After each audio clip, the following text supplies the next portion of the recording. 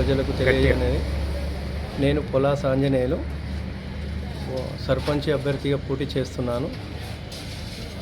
దీనికి lady purse గుర్తు వచ్చిందని, పర్సు గుర్తుకి ఓటేసి నన్ను సర్పంచ్గా గెలిపించగలరు. గ్రామ అభివృద్ధిలో భాగంగా సీసీ రోడ్డు అంటే డ్రైనేజ్ సమస్యలు, సీసీ రోడ్డు అసంపూర్తిగా ఉన్న సీసీ రోడ్లు కానీ, యువతకు ఓపెన్ జిమ్, ఆరోగ్యం కొరకు